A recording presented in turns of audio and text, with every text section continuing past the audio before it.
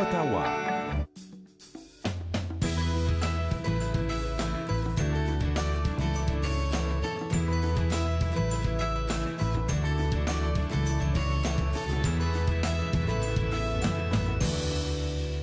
Bonjour et bienvenue entre nous exclusivement sur les ondes de TV Rogers. Je suis Catherine Marion. Il me fait plaisir de passer la prochaine heure avec vous.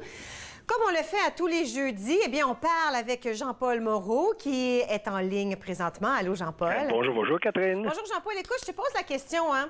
Je sais pas si ça vous arrive, vous autres, aux messieurs, de vous redressir les cheveux, puis là, il pleut dehors, puis là, ben, ça frise. Est-ce que c'est un problème pour les hommes? Ben, je sais pas si c'est un problème pour les hommes. Moi, en tout cas, je sais que personnellement, je frise naturellement. Bon, ben, moi aussi. Alors, aujourd'hui, j'ai laissé moi, ça ne tomber. me pose absolument aucun problème, et j'ai beau essayer de me défriser, entre guillemets, c'est pas très français, mais enfin, de me défriser, et la nature fait en sorte que je demeure frisé. Ouais. Alors bon, moi, j'ai pas de problème avec ça. Maintenant, pour les autres hommes, je sais pas. Oui, en tout cas, pour moi, c'est la frisette aujourd'hui. Certains, il pleut ça dehors. Doit bien aller, ça doit être beau. Écoute, it is what it is, comme on dit en bon français. Exactement, tout à fait. Alors, dis-nous, qu'est-ce qui se passe en fin de semaine avec Encore Jeune? Oui, absolument. Alors, dimanche, comme toujours, 19h, c'est la première diffusion, avec de multiples rediffusions par la suite.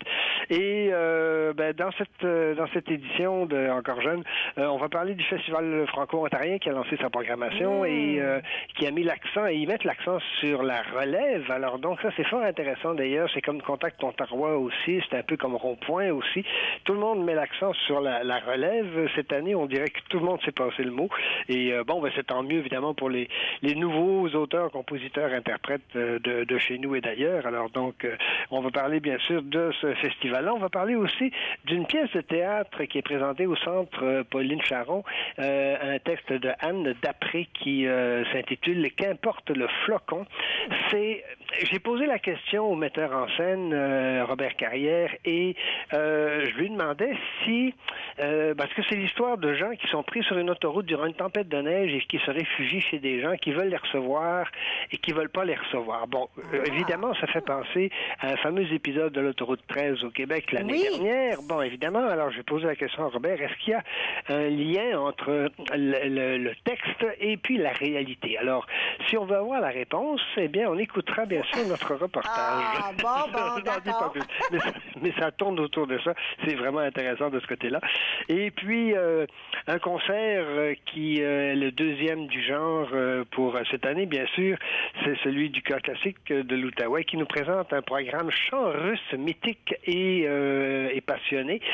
C'est vraiment un programme ou un concert, devrais-je dire, tout à fait particulier. Pour commencer, je devrais peut-être dire que c'est présenté cette fin de semaine, donc samedi et dimanche. Samedi, c'est à 19h30, dimanche 15h30, je pense que si ma mémoire ne me trompe pas. Et c'est consacré strictement et uniquement au chant orthodoxe et au chant folklorique russe. C'est une première pour le chœur classique de l'Outaouais.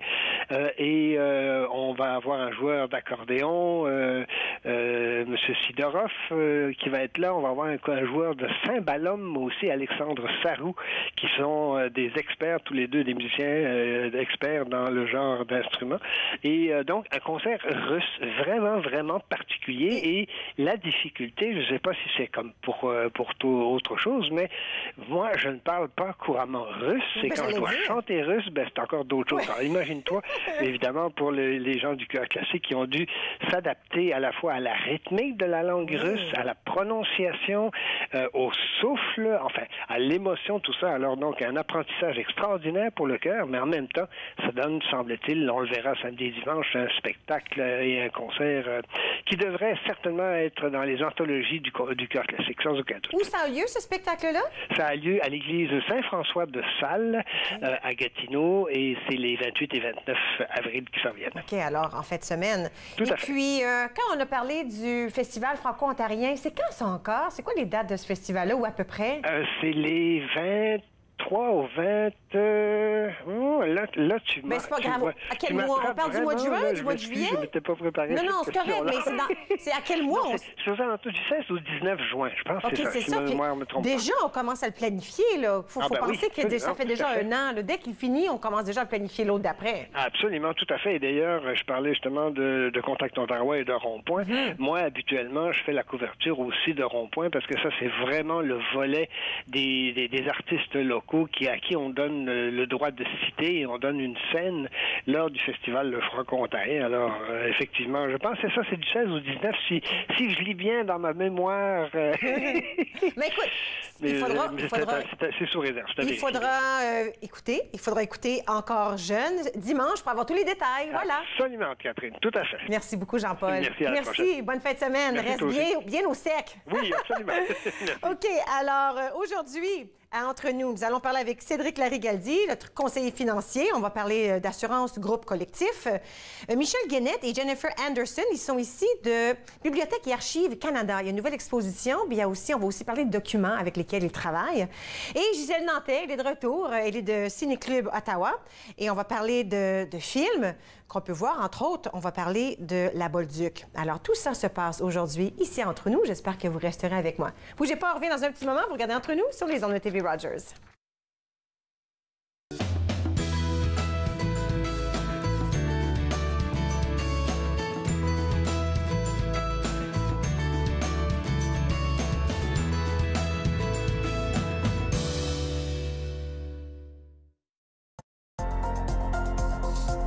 L'émission suivante vous est présentée par la télétransportée Rogers. Profitez du contenu exclusif gratuitement. Disponible au www.rogersanyplacetv.com. Bonjour, je suis Dustin Jihu, je suis un bénévole pour TV Rogers. TV Rogers m'avait appris à vraiment être meilleure personne d'équipe, puis aussi de me déjeuner un petit peu parce que j'avais du trouble avant avec des personnes, mais maintenant c'est plus comme, je suis plus confortable juste être avec des personnes. Quand j'ai commencé le semestre, j'ai pris des bons amis, puis c'est facile de faire des amis quand vous travaillez ensemble, puis vous allez pour la même chose.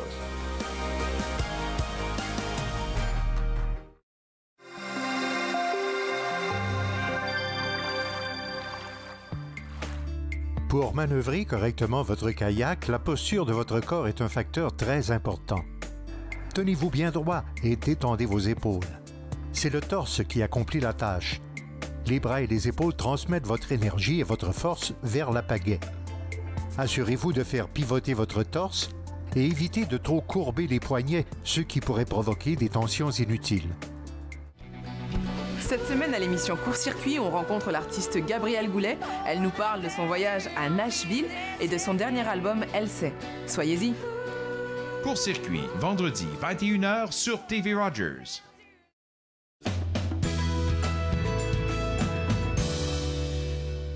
Vous êtes de retour entre nous sur les ondes de TV Rogers. Notre chroniqueur régulier en finance, Cédric Larigaldi, est de retour. Bonjour. Comment ça va? Ça va très bien. Écoute, on va parler de quelque chose que j'ai très peu. Les assurances groupe collectif. Je comprends bien que c'est d'assurance pour un groupe. Exactement. Okay? Mais la question première, ce serait, OK, si j'ai une petite entreprise, est-ce que je dois avoir un minimum d'employés pour pouvoir leur offrir une assurance? Très bonne question. Alors, généralement, on commence à créer une entreprise et puis après, dès qu'on a ça commence à avoir du bon trafic, tu commences à faire des ventes ou quoi que ce soit, tu commences à avoir de la clientèle, tu veux protéger tes employés pour que ça soit du dentaire, des problèmes de santé ou des choses comme ça. Alors, on parle d'assurance comme ça, là? Oui. OK, compris. Donc, ça va t'apporter un supplément lorsque tu as besoin d'aller chez le dentiste, prendre une paire de lunettes, aller voir le chiropracteur. Ça te permet de pouvoir être remboursé un petit peu mieux. L'entreprise peut demander à tous les employés, est-ce que ça vous intéresse de venir? Et là, on a besoin d'un minimum de, attention, 2 personnes. Ah, c'est pas trop. Alors moi, si je suis le propriétaire, est-ce que ça peut être moi et un autre ou est-ce qu'il faut que ça soit moi plus 2? Non, ça peut 2 être... personnes. OK.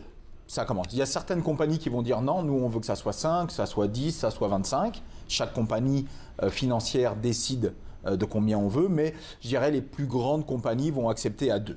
Okay. Donc à 2, le petit plombier qui est avec son petit gars de 25 ans qui décide de monter une compagnie, vous pouvez être assurés tous les 2. Donc là, l'avantage, le gros avantage comparé à une assurance personnelle, c'est que si tu démarres une assurance personnelle, première chose, toutes tes conditions préexistantes ne sont pas assurables. OK. Donc tu as le diabète, puis aujourd'hui tu dis tiens, je vais me prendre une assurance au cas où. Il y a de grandes chances que tu sois pas remboursé parce que tu arrives avec une condition préexistante. OK. Alors qu'avec un groupe benefit, qu'on appelle un groupe benefit en anglais, on ne veut pas savoir si tu es en bonne santé ou mauvaise santé, tu es accepté automatiquement. OK. Maintenant, est-ce que ça coûte quelque chose au... comme moi, je suis l'employeur, c'est mon entreprise. Est-ce que ça me coûte quelque chose? Ou... Oui. Donc, il y a toujours, puisque le plan n'appartient pas à l'employé, il appartient à la compagnie. Ce qui fait que quand l'employé s'en va, il n'a plus de plan. OK. Donc, ça appartient à la compagnie. Compris. Ce qui veut dire que la compagnie va payer une partie du plan. Et ça, c'est chaque compagnie est différente. Moi, j'ai des clients qui disent, bah moi, l'employeur va payer 100% du coup, parce qu'on veut que nos gars y restent. Et puis on a des gars qu'on a formés depuis plusieurs années, donc on veut pas qu'ils partent. Ou alors, bah ouais, mais 100% c'est comme un coût pour l'entreprise. Alors on va décider 50% ou 32%. Ça à voir avec l'employeur et puis les employeurs. Tu as le choix. Je croyais que c'était vraiment une recette fixe. Pas du tout. Pas du tout. Après, la complexité, en fin de compte, c'est de savoir quel est le meilleur plan pour vous. Pour moi, en tant qu'entrepreneur. Exactement. Alors, c'est facile de dire, bon, bah ouais, je vais peut-être rembourser un peu pour ceci, un peu pour cela. Mais imaginons que vous soyez, par exemple, je sais pas moi, un plombier. Oui. Vous avez peut-être envie de savoir, sur Ottawa, les plombiers en général, quel type de plan ils ont. Parce que si vous voulez garder vos plombiers avec vous, il faut qu'il y ait au moins la même chose. Oui, parce que sinon, si vous dites, bah, reste avec moi, bah ouais, mais augmente-moi, parce que chez tous les autres, moi, je parle avec les gars et puis ils sont beaucoup mieux protégés que moi. Donc, nous, on fait une analyse, on dit, bah, à Ottawa, voilà ce qu'est la moyenne. Après, c'est votre choix, c'est votre compagnie.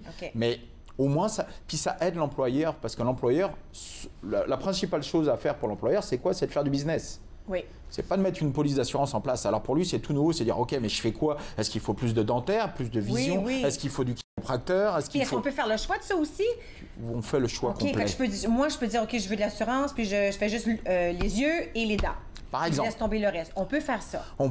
En général, il y a toujours la partie médicament qui est toujours là. Oui, le médicament, oui, c'est vrai. Le médicament est toujours là. Mais on pourrait, ce qui coûte cher, on le sait, les dents, les yeux. Oui.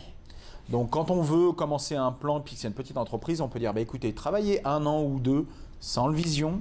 Et puis, les lunettes, eh ben, peut-être qu'on rajoutera ça plus tard.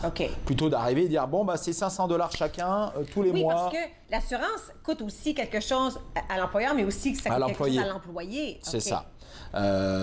Donc, c'est vrai que les jeunes en bonne santé se disent, ben, j'en ai pas besoin de l'assurance, pourquoi je paierais?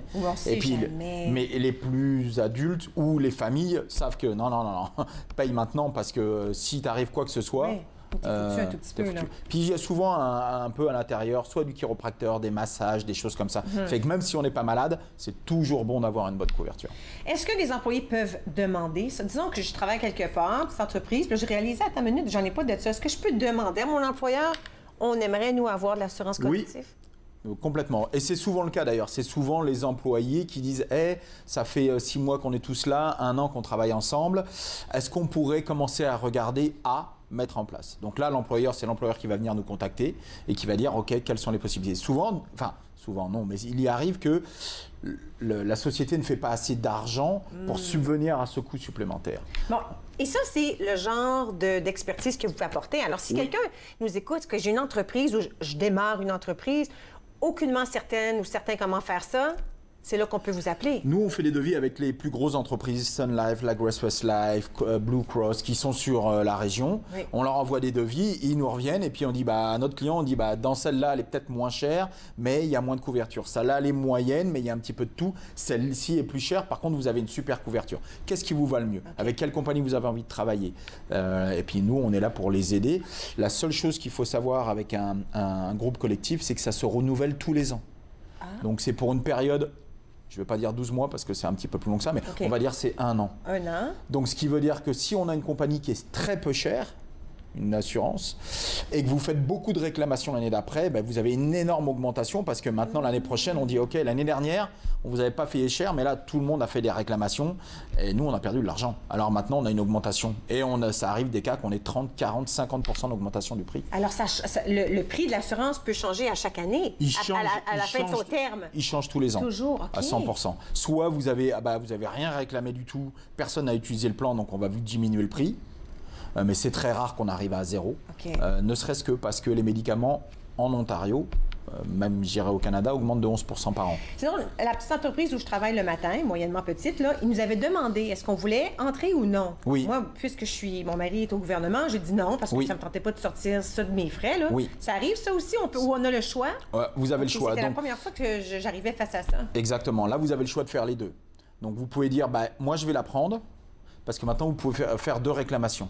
Okay. Vous allez faire une réclamation. Alors, sur les médicaments, on ne voit pas vraiment la différence, mais imaginons que vous avez un appareil dentaire et qu'il y en a pour 6 000 $. Oui. Maintenant, vous pouvez faire une réclamation sur celle de votre mari, qui va faire par exemple 80% ou un montant, et la deuxième partie va pouvoir être réclamée sur la deuxième. Alors, on arrive presque au 100% quand on fait c'est ça. Mais c'est toujours un calcul. Il y a des gens, si vous n'avez pas de lunettes, pas de problème dedans, vous ne pouvez pas réclamer non plus tout sur les 2. Oui. Donc, mais il y a possibilité d'enlever, ou alors vous avez possibilité aussi d'enlever juste une partie. Okay. Par contre, le nouveau contrat veut savoir, si vous dites non, je ne veux pas, il faut le prouver pourquoi. Oui, c'est vrai, j'ai dû dire pourquoi. Là. Parce que j'ai mon mari qui est sur telle compagnie avec tel plan, voilà le numéro du plan. Okay. Pourquoi? Parce que si vous arrive une maladie grave dans 3 mois, non, personne ne m'a demandé que moi j'allais s'assurer, qui. Et là, c'est l'entreprise qui pourrait avoir des problèmes. Donc, c'est ça. Mais on est là pour vous aider. Oui, c'est ça que j'allais dire. C'est compliqué. C'est pas complexe une fois qu'on travaille dedans. Okay. Mais l'employeur, le business owner, il a besoin d'aide parce que c'est pas sa priorité. Donc, on est là pour l'aider dans les étapes. Dans les étapes à faire. Et c'est ça. Et puis des fois, ça met 1 an, 2 ans à se mettre en place parce que c'est pas la bonne année, parce que ou trop occupé. Mais on est là pour vous aider de toute façon. Extraordinaire. Merci beaucoup, Cédric. Je comprends très bien comment ça marche maintenant. Demain, je commence une business demain. Let's go, 12 employés, je t'appelle. On y va. Non, pas du tout. Merci. Bon courage. OK, nous allons prendre une toute petite pause. Et puis à notre tour, nous allons parler de bibliothèque et archives et d'une exposition qui s'intitule Première. Restez avec moi, vous regardez Entre nous sur les ondes de TV Rogers.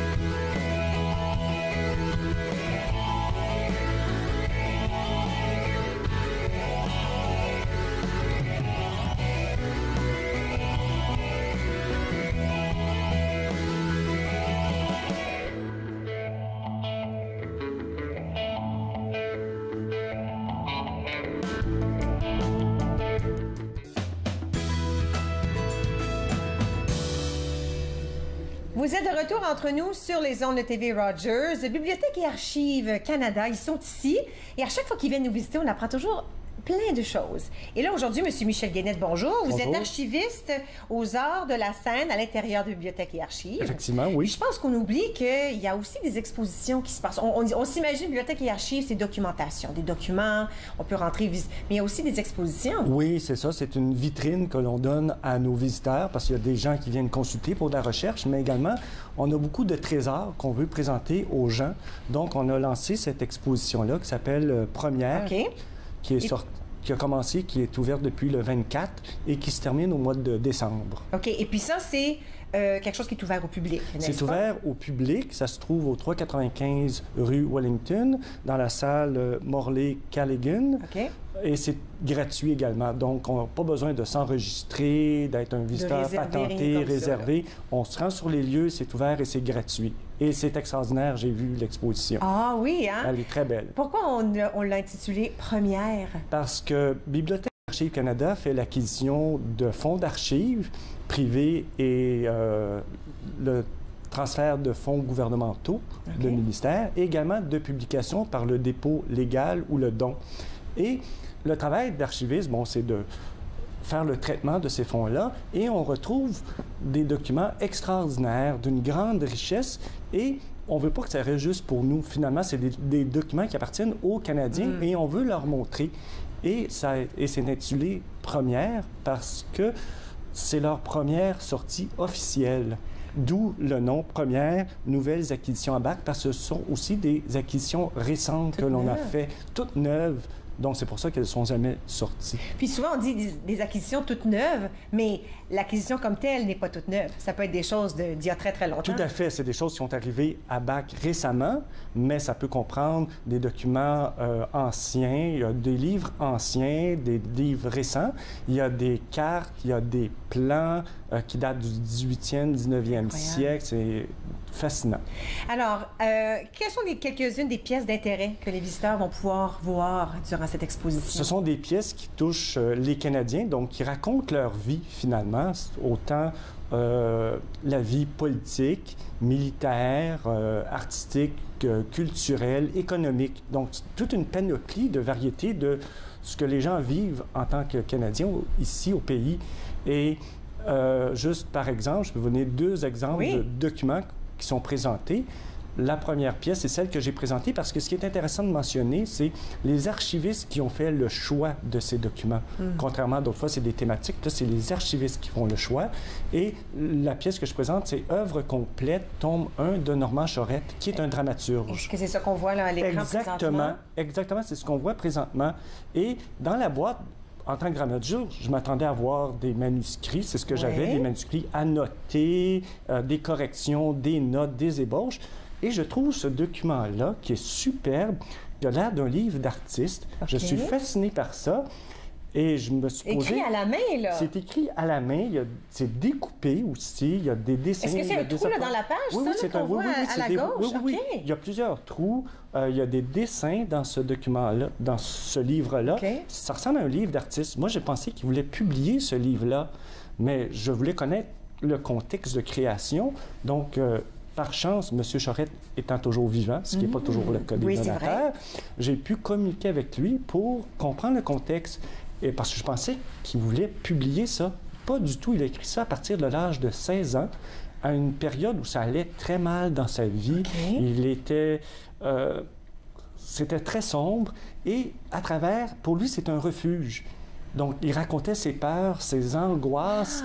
Et il avait tellement peur que ses parents lisent ses écritures à cette époque-là de sa vie qu'il en a détruit la plupart. Et ça, c'est un document... qu'il y a des trous dans les pages. Non, c'est pas ça. Ce document-là a survécu, finalement. C'est un des seuls qui a survécu de cette période-là, qui raconte sa vie à l'âge de 16 ans, 17 ans, 18 ans, de ses angoisses, parce qu'il se cherchait son identité, avait peur d'avouer certaines choses face à lui. C'est une période très nébuleuse. Donc, c'est fascinant. C'est ce que vivent la plupart des jeunes à 16 ans, il faut le dire. Effectivement. Et il ne savait pas qu'il voulait devenir écrivain à cette époque-là.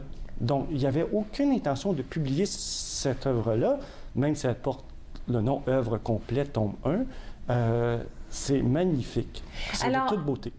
Le fait qu'il vous l'a donné, qui vous donne la permission qu'on puisse le regarder. Est-ce qu'on peut le feuilleter? Est-ce que des images, comme j'imagine qu'on ne peut pas le briser, là, mais est-ce qu'on peut lire certaines pages ou il a juste dit, OK, je veux juste qu'on présente cette page-là? Non, j'aurais pu choisir n'importe quelle autre page. Il y a des fois, c'est plus écrit, des fois, c'est moins écrit. Et une fois qu'elle ne sera plus en bonne exposition, tout le monde va pouvoir la consulter en revenant à la Bibliothèque et Archives Canada. Wow, j'adore qui vous a donné cette permission, qui l'a donnée pour qu'on puisse vraiment plonger un peu dans la personne qu'il était à ce jeune âge. Tout à fait, oui, c'est extraordinaire. Bien, la plupart des donateurs sont fiers de ce qu'ils ont fait, aiment, justement, s'ils donnent, ils comprennent l'importance, finalement, de conserver des documents d'archives, parce que c'est un patrimoine qui nous appartient à tous. Donc, nous, à Bibliothèque et Archives Canada, ce que je dirais, nous sommes que les dépositaires de cette richesse-là. On a une deuxième image. Je pense que ça, c'est vraiment très intéressant. Oui. C'est la Coupe Stanley, mais c'est pas celle qu'on connaît. C'est pas celle que vous connaissez. Ça, c'est un bol souvenir pour commémorer la victoire du Canadien contre Boston lors de la Coupe cette année de 52-53. 1952-53. Oui. Est-ce qu'on fait encore ça, un bol comme ça? Non, c'est très, très rare. OK. Et ça a été donné à plusieurs membres de cette édition-là. Et celle que nous avons acquise appartient à William Northey, qui était le vice-président exécutif du Canadien à cette époque. Glorieuse du Canadien. Va sans dire que les fans, à défaut de la gagner cette année, pourront venir la voir à Bibliothèque Archives Canada. Oui, les Canadiens ne sont pas là cette année. Boston est encore là, mais pas les Canadiens. Pas les Canadiens, justement. Et ce qui est intéressant de William Northey, dont ce bol a été remis, c'est un grand innovateur du sport amateur, comme la crosse et le hockey, au début du 20e siècle. Et il a fait des changements dans les règlements du hockey. Donc, on est passé, par exemple, c'est lui qui a favorisé le changement du nombre de périodes, passant de 2 périodes de 30 minutes à 3 périodes de 20 minutes. Et aussi celle de passer de 16 joueurs sur la glace. 16? Non, 7. 7, OK. 7 à 6 joueurs. À 6. Oh oui, avec le gardien, c'est vrai, ça fait 6, oui. Ça fait 6 joueurs. Donc, ils ont enlevé le joueur qui portait le nom de Rover à cette époque, qui est un genre de maraudeur. Qui se promenait un peu partout sur la glace. Qui se promenait un peu partout, oui. Qui n'avait pas un rôle comme les autres ont vraiment des rôles. Le sien, c'est de se promener partout. Effectivement, s'il y avait besoin d'aide à l'attaque, il appuyait l'attaque. Aide à la défensive, il revenait à l'arrière. Donc, c'est très intéressant. Et ce qui est intéressant, et cette coupe-là a été remise à lui pour souligner son apport au développement du hockey. Et on retrouve aussi ils ne sont pas mentionnés sur le bol, mais c'est l'édition avec des joueurs de grande renommée qui ont été élus ou intronisés au Temple de la renommée. On peut penser à Maurice Richard, Elmer Lack, Bernard Geoffrion, Dickie Moore, Doug Harvey à la défense. Et comme défenseur et comme gardien de but, il y avait Jerry McNeil et une jeune recrue du nom de Jacques Plante, qui est extrêmement connu. Et ce qui est intéressant, c'est qu'on a remis ce bol-là pour témoigner du développement du hockey, de l'innovation. Et on peut penser à Jacques Plante, qui est une recrue qui n'a pas fait de changement encore, mais plus tard va en faire en inventant le masque de gardien de but et en sortant de ses buts. Donc, il y a toujours des petits rapprochements comme ça qui sont extraordinaires. Ça risque d'être tellement intéressant parce que là, on parle de bibliothèque et archives. C'est pas seulement des documents, c'est des choses. Je mets ça en guillemets, mais des choses qui ont rapport à notre patrimoine, des choses qui se sont passées. Tout à fait. Alors, je vais rappeler aux gens que c'est déjà commencé. Ça se poursuit jusqu'au mois de décembre. Alors, il nous reste encore un petit peu de temps. Tout à fait. Pas besoin de réservation. On peut se présenter et on peut tout voir. Quand on rentre à l'intérieur, les gens vont pouvoir nous dire où se rendre. Oui, c'est ça. Il y a les gardes de sécurité qui sont là pour vous indiquer, ou le personnel sur place. Si on rentre à Bibliothèque et Archives Canada au 395 en rentrant, ça va être dans la salle complètement à droite. Extraordinaire. Merci beaucoup, M. Guénet, d'avoir partagé ça avec nous. Vous me donnez le goût d'aller voir cette exposition. J'espère bien. Dès aujourd'hui. Ça me fait plaisir. Merci, bonne chance. Bon, on s'en va à la pause et puis là, on va continuer notre discussion avec Bibliothèque et Archives, mais cette fois-ci, on va parler un peu plus de la documentation. Restez avec moi, vous regardez Entre nous sur les ondes de TV Rogers.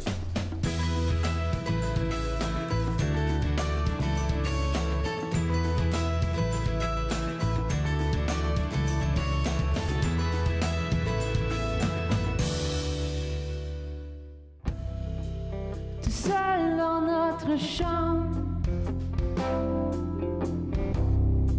je te jure que rien n'est drôle.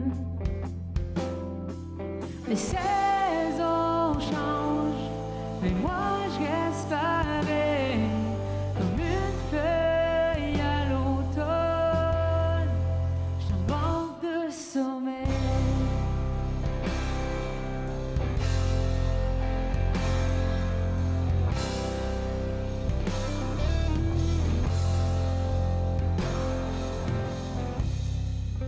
Je vais me couler un bain froid, plonger ma tête sous l'eau. Mais tout est si clair, tout est si beau. Les saisons changent, mais moi je reste pareil.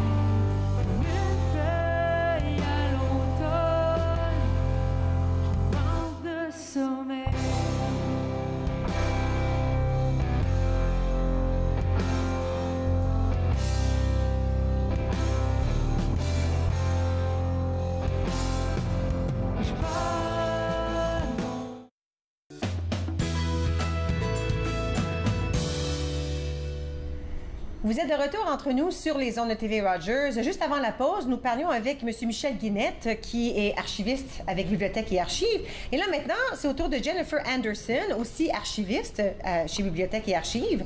Et puis là, on parle un petit peu plus des documents, mais plus que ça, c'est ce que vous faites. Qu'est-ce que vous faites, vous, en tant qu'archiviste à l'intérieur de Bibliothèque et Archives? Mais voilà, moi, je suis un archiviste dans l'équipe d'économie, sciences et environnement. Sciences et environnement, OK. Voilà, alors je pense du travail surtout, au travail. Vous pensez au travail, du travail au travail. C'est ma job, exact. OK. Et c'est le job de l'équipe, voilà. Alors, qu'est-ce que ça veut dire? Ça veut dire que vous pensez au métier qui se passe à travers le Canada? Ça veut dire quoi? Mais nous, on pense surtout à la vie quotidienne des gens. Et comme le travail prend beaucoup de temps pour chaque personne, c'est surtout lié avec le travail même.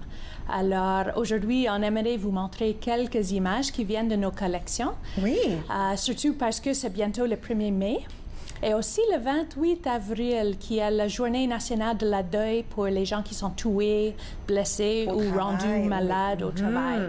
Alors, on a pensé que peut-être c'est un bon moment de vous parler justement de nos collections liées avec le travail. OK. Alors, on a quelques images. Peut-être qu'on veut commencer avec la première. Qu'est-ce qu'on peut voir ici? Ici, on voit une image qui montre les gens dans le travail de service, évidemment. Ils servent les visiteurs, les invités à l'hôtel à Banff, Lac-Louise. Peut-être que vous reconnaissez. Oui, absolument. Ben là, maintenant que tu le dis en arrière, on peut bien voir ça. Alors ça, c'est les gens qui travaillent dans le service. C'était dans le magnifique hôtel qui est là, c'est ça? Exact. Dans les années 1920.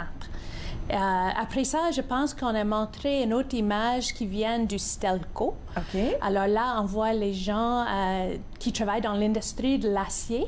Wow. Et on les voit vraiment dans l'atelier, dans leur lieu de travail. On oublie, hein? On oublie que ces ateliers-là existaient comme ça. Les gens travaillaient en chemise et en pantalon.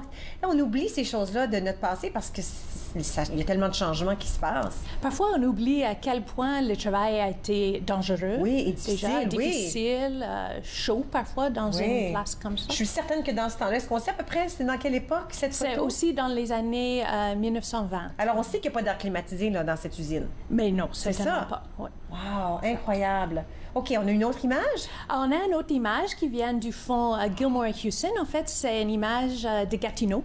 Okay. Alors là, on voit un monsieur qui travaille avec le bois. C'est une compagnie qui se trouvait là où il y a le parc Jacques-Cartier aujourd'hui. Et alors, on voit qu'il travaille évidemment avec le bois, mais on a d'autres images de ce fond-là qui démontrent comment le bois a été coupé dans le Haut-Gatineau, comment le bois est descendu pour se rendre à Gatineau. Alors, l'image qu'on vient de voir là, c'était quelque chose c'était dans le parc de la Gatineau ou c'était une entreprise, on coupait du bois, c'est ça? Exact, exact. Il y avait toute une industrie du bois, évidemment, à Ottawa-Gatineau. À l'époque, on connaît plusieurs noms des barons de bois. Et c'est une de ces compagnies-là qui s'appelait Gilmore et Houston. Et encore une fois, on pouvait voir le monsieur sur la pile de bois. On passe encore au danger. Effectivement. Mais nous, ce qu'on aime avec ça, c'est que avec les images, on peut intéresser les gens à savoir un peu plus à propos de leur histoire. Oui. Et puis, est-ce qu'il y a d'autres images où on a tout vu, là? Mais là, on a vu en général les images que j'ai apportées, mais je voulais vous mentionner qu'on a aussi des documents liés avec les syndicats. OK. Alors, toutes sortes de syndicats, les syndicats industriels, professionnels, aussi des syndicats de la fonction publique. Oui, parce qu'il y avait un temps où les syndicats, ça n'existait pas. Et puis là, tout d'un coup, là, il a commencé à avoir des syndicats, puis ça brassait les choses dans ce temps-là. Mais oui, mais il y a aussi un côté des syndicats qu'on oublie parfois, lié avec la santé et sécurité. OK. Alors, disons, dans le fond des travailleurs en communication, on voit beaucoup de documents liés avec la santé et sécurité. On voit que c'était une priorité. OK. Et si vous voyez les affiches qui viennent du syndicat canadien de la fonction publique, QP en anglais, qui est une des plus grandes syndicats au Canada, en fait, et les affiches qui étaient publiées par les services des droits de la personne, justement pour encourager un changement au milieu du travail où on pense à la diversité, l'inclusivité, où on travaille pour un milieu de travail en santé. OK. Et puis, à ce moment-là, ça, c'est des documents qu'on peut voir qui sont datés de cette période-là. Effectivement, effectivement. Alors, ici, on voit des affiches qui viennent probablement des années 80 jusqu'au 2000.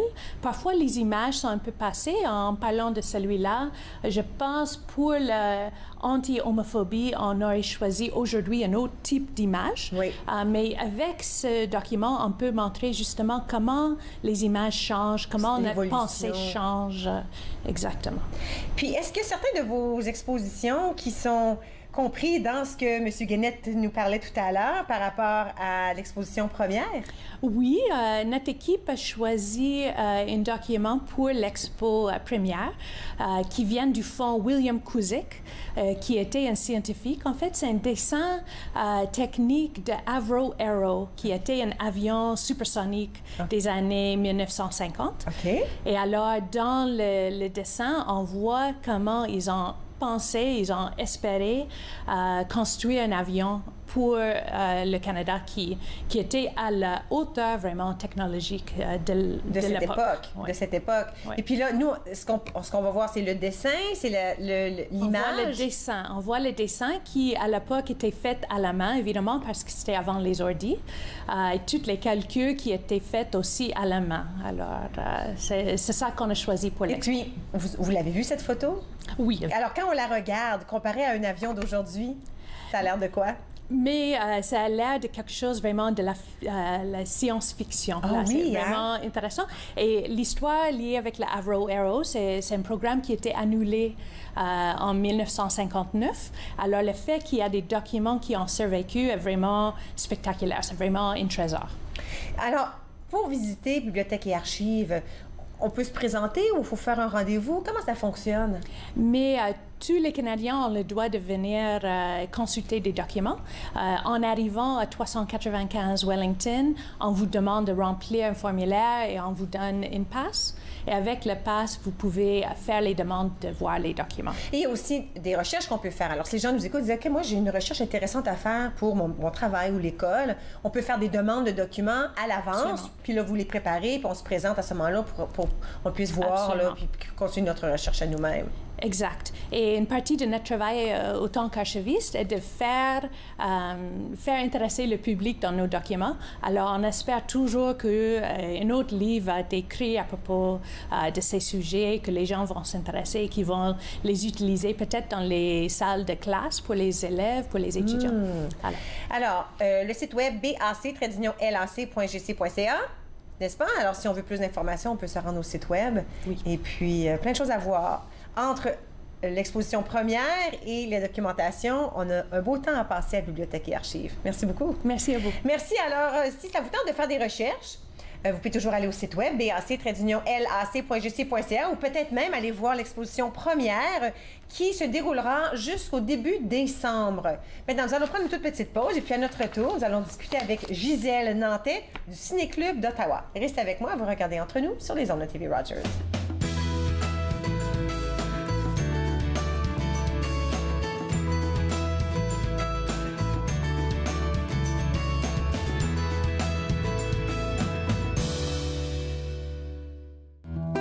Un pas à la fois. Je ne peux pas avancer plus vite que ça. Si je fausse, ne t'en fais pas. Je me remettrai en redoublant de droit. Je me remettrai, le gauche et le droit. Un pas à la fois. Je t'en supplie, ne m'en demande pas plus que ça. Si je pousse, si je me force, le temps gagné ne fera que retomber dans l'espace. Je retomberai, le gauche et le droit. Le gauche et le droit. Le gauche et le droit. Le gauche et le droit. Le gauche et le droit.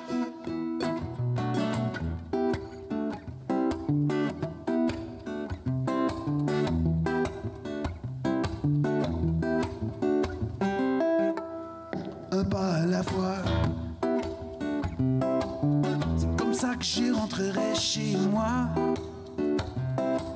Si ce n'est qu'aux petites heures du matin, c'est fou que tu me guides par la main, je rentrerai chez moi, je rentrerai chez moi.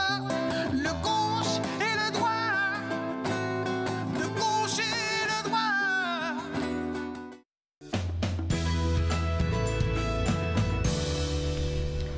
Vous êtes de retour entre nous sur les ondes de TV Rogers. Ça fait longtemps qu'on l'a vu, notre Gisèle Nantais. On est contente, Nantais, pardon, qu'elle est ici parce que on parle toujours de films, puis des fois, j'avoue, c'est des films qu'on pense pas toujours d'aller voir. Non. Mais si on est mordu de bon cinéma, oui, francophone surtout, c'est oui. toi que toutes les informations nous donner. Oui, parce que moi, je veux vous encourager à aller voir du cinéma francophone intelligent, bien fait, bien réalisé. Que ça soit, tous les genres, pour tous les genres. Que ce soit français, que ce soit québécois, que ce soit n'importe quel, suisse, belge, nord-africain. Oui. Tu sais, si c'est un film francophone qui mérite... tu vas en parler. Oui. Tu vas en parler. Alors là, aujourd'hui, il y a toujours plein de choses. Le premier film, c'est La promesse de l'aube. C'est ça? Tu vois, c'est des choses que je ne connais pas. Alors, je suis ici pour apprendre. OK. Alors, c'est un film autobiographique qui est basé sur le livre de Romain Gary et qui raconte sa vie. OK. Surtout sa jeunesse avec sa mère. Parce que lui était vraiment russe d'origine. Je ne sais pas si tu connais Romain Gary. Non, ça ne me dit rien. Alors, drôle, Romain Gary a gagné 2 prix Goncourt dans sa vie. OK. Donc, dans les années 50, il avait fait Les Racines du ciel. Et ensuite, dans les années 70, il avait fait, 75, je pense, il avait fait La vie devant soi, qu'on enseigne encore dans les écoles, et qui était interprété par Simone Signoret. Et ce roman-là, on l'enseigne encore dans les écoles, surtout en 12e année. Mais c'est un beau film. C'est La vie devant soi? Oui, et le film s'appelait Madame Rosa. OK. Ça me dit quelque chose, Madame Rosa. Oui, Madame Rosa. Okay. Et Madame Rosa, c'est synonyme de Simone Signoret qui interprétait le rôle. C'était un de ses derniers rôles. OK. Mais il a écrit beaucoup de romans. Il parlait plusieurs langues, donc il a adapté ses propres romans en français, en anglais, en italien, en espagnol, en russe, parce qu'il était russe d'origine. Un linguistique, là. Oui, oui. Et donc, il est né en Russie, en Lituanie, mais ensuite, avec sa mère était une actrice assez spéciale, une personnalité très forte, et elle s'est sauvée de la Russie pour aller en Pologne. Ils ont vécu en Pologne quand il était jeune, et ensuite, elle a pu l'amener vers le sud de la France, et ils ont vécu à Nice pendant plusieurs années. Et sa mère était toujours convaincue qu'il avait une grande destinée, qu'il était brillant, qu'il allait être diplomate, aviateur, héros national, écrivain et tout. Et c'est tout arrivé. Et c'est grâce à sa mère qui l'a toujours poussé, encouragé. Elle a fait de la couture, elle a ouvert des établis, elle a même ouvert des pensions, un hôtel. Elle a travaillé fort. Est-ce qu'elle était c'est une famille monoparentale? Oui, c'était une famille monoparentale parce qu'il n'y a jamais eu de père dans le portrait. Et on parle ici, là, Romain Gary, je pense qu'il est né en 1914. Et donc, chose qu'on voyait rarement dans ce temps-là. C'est ça, une femme qui vraiment encourageait ce qui était le principal pour elle, c'est qu'il réussisse. Et finalement, il a fait tout ça. Il a été diplomate aux États-Unis. Il a été aviateur pendant la Deuxième Guerre mondiale. Il a écrit des romans. Il a gagné 2 prix Goncourt. Et ce qui est vraiment drôle, c'est qu'à un moment donné, sa mère le poussait toujours, hein? Il faut que tu réussisses, il faut que tu travailles, il faut que tu fasses. Puis elle travaillait comme une folle pour pouvoir lui permettre de réussir, d'étudier. Elle a même payé ses cours. Elle a étudié en droit à Paris. Donc, parce qu'il avait étudié en droit, il pouvait avoir une carrière diplomatique en plus. Alors, elle a tout fait pour qu'il réussisse. Là, on peut voir ici à l'écran un petit clip du film. Alors, ça, c'est Pierre Ninet. Je ne sais pas si tu te rappelles de lui. C'est lui qui jouait Yves Saint Laurent. Ah oui! Dans le film. Ils l'ont bien changé. Alors, c'est Pierre Ninet. Je dois te rire ce que je suis. Alors... J'étais résolu à devenir tout ce qu'elle attendait de moi. Oui, alors Romain Gary, c'était pas son vrai nom, c'est son nom de plume. OK. C'était Romain Kassiev, donc russe. Oui. Mais quand il a écrit, et quand il essayait des pseudonymes, comme s'il écrivait sous un genre, différent genre littéraire, bien là, il changeait de pseudonyme. Comme par exemple La vie devant soi, qui est complètement différent de ses autres romans. Bien, il l'a écrit sous le nom de Émile Ajar. Tu parles? Mais ça, c'est... Est-ce qu'on sait pourquoi il a voulu faire ça, se donner des différents pseudonymes ou c'est juste... c'est une question de personnalité, tu sais. Donc, il écrivait sous un différent style. Quand il écrivait un polar ou un roman psychologique ou social, ben c'était Romain Gary. Quand il écrivait un roman de style différent, c'était Émile Ajar. Émile Ajar. Wow. Alors, on voit ici, il a été aviateur. Il a même été décoré. Il a travaillé en Angleterre, puis... Est-ce qu'il s'est jamais marié? Est-ce qu'on sait s'il s'est jamais marié? Ah oui, il s'est marié. Il s'est marié souvent. Je pense qu'il s'est marié 4-5 fois. Oh, mon Dieu! Et même, il a été marié à l'actrice Jean Seberg. Ouais, pendant plusieurs années. Il a été marié dans les années 60 jusqu'à 80. Ça, c'est... Alors, sa mère... c'est ce qui comptait le plus pour lui parce qu'il savait à quel point elle avait sacrifié pour qu'elle réussisse. Et elle est interprétée par Charlotte Gainsbourg. OK. Et Charlotte Gainsbourg, je pense que c'est le meilleur rôle qu'elle a joué. Tu sais que Charlotte Gainsbourg, c'est la fille de Serge Gainsbourg, le chanteur, et Jane Birkin. Oui. Alors, Charlotte, une famille très... Elle a gagné comme 14 prix, elle a eu 33 nominations. Et ce prix-là a eu 5 nominations au César. Oui. Incroyable. Et puis, où on peut le voir? Alors, on peut le voir au Cinéma Neuf, au Star City. Oui. Et je pense que plus tard, ça va jouer au Bytown. OK. Alors... À la fin de sa vie, là, ce qui a fini par s'occuper de sa maman, là, as-tu fait toutes ses sous puis s'occuper de sa maman? Non, je peux pas te raconter ça parce que c'est dans le film. OK, j'ai hâte de voir ça. Alors, je veux pas de spoilers, là, je veux pas... Il faut voir le film. OK, alors mais c'est un must. Alors, ça représente beaucoup de sa jeunesse jusqu'aux années... vraiment, ça commence au Mexique. Pendant le jour des morts au Mexique, où il se trouve à un moment, et il est en train d'écrire son manuscrit pour La promesse de l'aube. C'est comme ça que ça commence. Wow! OK, on va aller à la pause. À notre retour, il y a 2 autres choses qu'on veut parler, la bolduc, origami, puis il y a toujours plein de choses. Alors, reste avec moi, Gisèle. Bon, alors on continue la discussion avec Gisèle dans un petit moment. Vous regardez Entre nous sur les ondes de TV Rogers.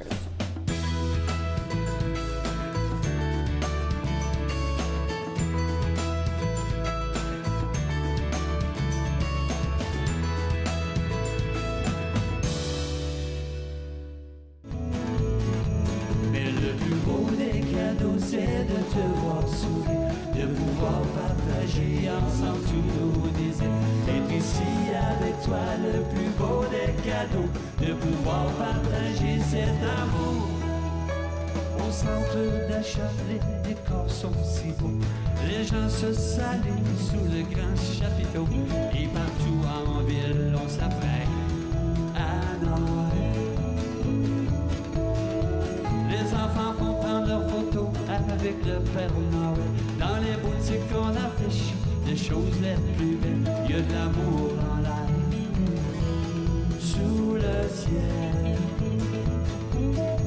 Mais le plus beau des cadeaux, c'est de te voir sourire, de pouvoir partager ensemble tous nos désirs. Et ici avec toi, le plus beau des cadeaux, de pouvoir partager cet amour.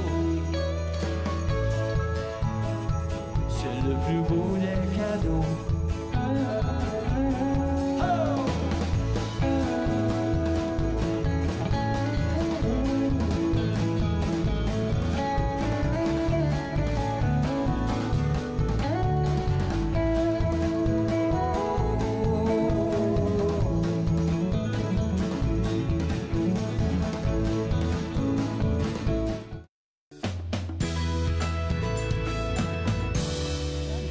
Vous êtes de retour entre nous sur les ondes de TV Rogers. Gisèle Nantais, toujours avec moi. Écoute, je peux poser n'importe quelle question par rapport aux arts, aux artistes, au cinéma, et tu as tout de suite la réponse. Là, on veut vraiment parler la Bolduc. Oui. On la connaît, la Bolduc, là. Alors c'était la grande chanteuse dans les années 30. Oui. Et puis, donc, elle a... Et c'était la première femme qui composait ses propres chansons. Donc, elle était vraiment compositrice en même temps. Compositrice, elle faisait la musique, elle jouait du violon, de l'harmonica, de l'accordéon. Elle composait ses propres... Et c'est la première femme à turluter. Ah oui, donc, parce que, je ne sais pas si on peut entendre un petit peu les chansons, là. On a vraiment le goût de taper du pied, de taper des mains. Oui. On le fait jouer encore, la Bolduc, à la veille du jour de l'an, là. C'est ça qu'on entend, c'est ça qu'on joue. Oui, parce qu'elle chantait « J'ai un bouton sur la langue ». Et là, elle parlait super vite. Et puis, elle était très comique, hein. Ses chansons étaient comiques, étaient comme... assez drôle. Elle avait toutes sortes de... Tu sais, j'ai couché sur la terre à cause de telle affaire. J'ai couché sur le... Tu sais, mais... Alors, le film, au sujet de sa vie, est-ce que ça a été difficile pour elle ou est-ce que ça a été facile? Je pense que c'est bien interprété par Debbie Lynch White, qui, je la connaissais pas avant, mais elle a la carrure, elle ressemble tellement à la Bolduc. Et il faut pas oublier aussi que, tu sais, c'était une époque qui était difficile. Elle était vraiment irlandaise d'origine. Nous, c'est comme notre patrimoine québécois, la Bolduc. Mais vraiment, son nom, c'était Mary Travers et elle a épousé Edward Bolduc. Et elle est devenue Madame Bolduc. Elle a enregistré des films sous le nom de Madame Bolduc ou La Bolduc. Oui, c'est comme ça qu'on la connaît, nous autres, la Bolduc. Oui. Et elle surlutait. Donc, elle chantait très vite, puis ensuite, elle faisait comme du scat, là, qui était... Et c'est la première femme à gérer ses propres affaires. Donc, elle partait en tournée parce qu'à un moment donné, c'était difficile. C'était des années qui étaient très traditionnelles. Les femmes n'avaient pas le vote encore. Il y avait Thérèse Casgrain qui se battait pour avoir le vote. Et à ce moment-là, les femmes étaient à la maison avec les enfants. Oui, et elle aussi, son mari, il travaillait à l'usine, mais il fallait qu'il se sente un homme. Alors, il y a toutes ces choses-là. Donc, sa vie était pas facile, mais ils avaient besoin d'argent parce que c'était la Grande Dépression, hein? C'était les années 30. Et donc, c'était toujours, est-ce que je devrais rester avec ma famille ou partir en tournée? Et elle a organisé avec son gérant pour gérer ses propres affaires parce que souvent, son mari, il buvait la moitié de sa paye. Wow! Où on peut le voir? Ça m'intéresse énormément. On peut voir ça au Cinéma Neuf aussi? Alors, ça au Cinéma Neuf et au Star City aussi. OK. Et je sais que nous, on l'a programmé pour le Ciné-Club l'année prochaine. Ah, l'année prochaine! OK, cool! Alors, et je suis sûre que ça va jouer au Bytown aussi. OK. Oui, il faut dire, j'ai oublié de le noter, mais ça va jouer au Cinema Stars à Orléans. Ça commence demain. OK, bien, c'est juste à côté de chez moi. Oui, OK, je vais y aller. Alors, ça joue au Cinema Stars. Puis à partir de demain. À partir de demain, puis ça va jouer pour plusieurs semaines. Je vais aller le voir peut-être dimanche. Oui. Ça. OK, là, on veut parler d'origami. Là, tu veux vraiment taper des pieds. Oui, j'aimerais ça. Je ne veux pas qu'on manque de temps pour parler d'origami. Oui. Alors c'est un film québécois de Patrick Demers. OK. Et ça met en vedette François Arnault. Et si vous voyez François Arnault, je ne sais pas si vous vous souvenez de lui, mais il a eu une carrière assez spéciale. Okay. Il a joué César et Borgia dans la série Les Borgia. Ah oui, il faisait le fils du pape. Wow! Et là, c'est pas une tête de pape, hein? Non, pas du tout. Alors, c'est un film de science-fiction où il peut voyager dans sa propre ligne de temps. Parce que dans le passé, il a fait des erreurs tragiques et qu'il voudrait réparer pour que tout rentre dans l'ordre et que sa famille soit bien. Alors, il veut voyager, donc il voyage dans le temps, pardon, pour essayer de réparer ces erreurs-là. C'est science-fiction, c'est un thriller. Les acteurs sont bons. Il y a François Arnault et il y a Normand D'Amour, que j'aime beaucoup, qui joue son père. Et est-ce que les gens autour de lui savent qu'il est capable de faire ça, là? Non. OK. Non, OK. ils ne savent pas. Et lui est artiste, donc c'est un film assez artistique. Je dirais que le seul reproche au film, c'est que j'ai trouvé ça un petit peu lent. OK. Et parfois, j'avais de la difficulté à savoir est-ce qu'il est retourné là ou s'il vit là. OK. Est-ce que son père est vraiment comme ça ou bien s'il est comme ça? Parce que on dirait qu'avec tous les voyages, ça se mêlait un tout petit peu. Ça se mêlait parfois, puis... Alors, j'ai trouvé ça un petit peu lent. Celui-là aussi, c'est Cinéma Neuf, Star City? Oui, Cinéma Neuf, Star City. C'est déjà à l'écran tout de suite? Non, ça commence demain. Ça aussi, ça commence demain. C'est une nouveauté. OK. Ouais. Super. Je te regarde avec moi. Oui. On va aller à la pause. Après ça, on fera la fin de l'émission ensemble, toi et moi. Ça marche? Parfait. Film.ca, Gisèle Nantais. Bougez pas, on revient dans un petit moment.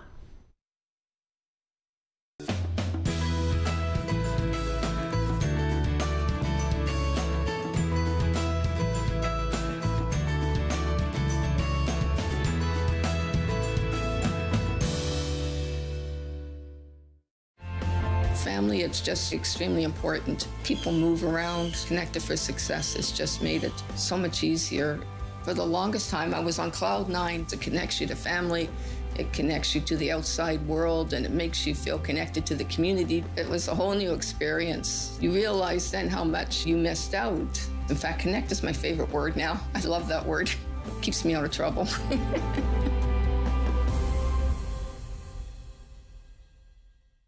Cette semaine, à Encore jeune, on vous parle du nouveau billet de 10 $ à la Banque du Canada et aussi du 12e rendez-vous francophone du maire d'Ottawa qui ont accueilli cette année les scouts. Encore jeune, dimanche 19h sur TV Rogers. La marijuana est la drogue la plus souvent en cause dans les accidents mortels impliquant des adolescents au Canada. Émilie? Un élève sur 4 en secondaire 5 dit avoir été passager dans un véhicule.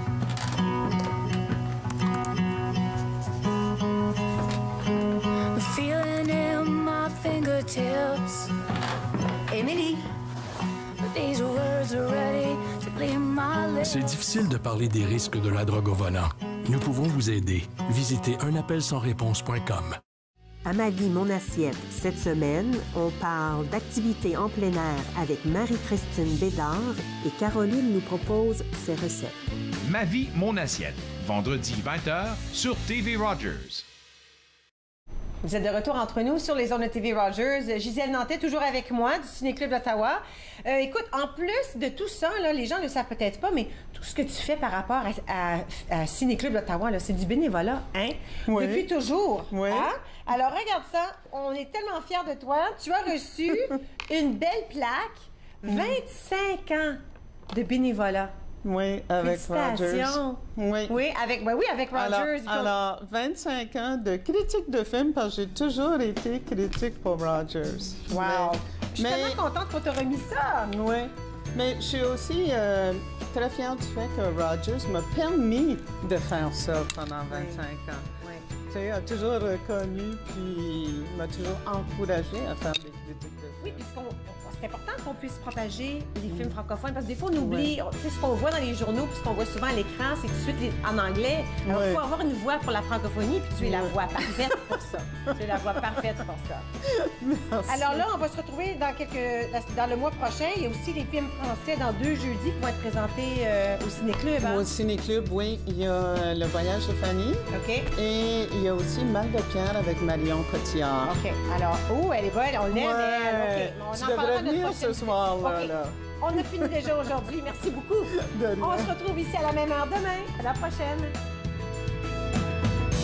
Faites-nous part de vos commentaires en composant le 613-521-2323 par courriel sur Facebook et Twitter.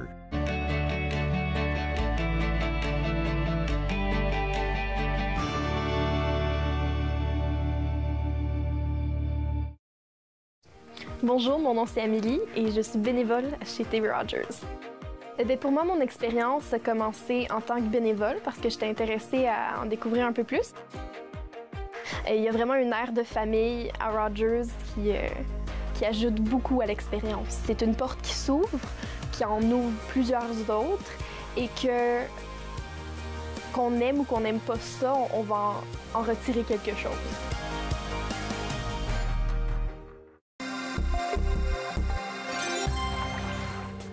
Un gilet de sauvetage ou un vêtement de flottaison individuel bien ajusté gardera l'utilisateur bien à flot, mais il importe de choisir la bonne taille.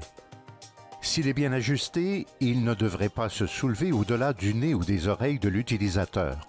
Habituellement, pour le VFI gonflable, la taille est unique. Lorsqu'il est endossé, il importe de desserrer au besoin les courroies pour permettre un gonflage adéquat du gilet.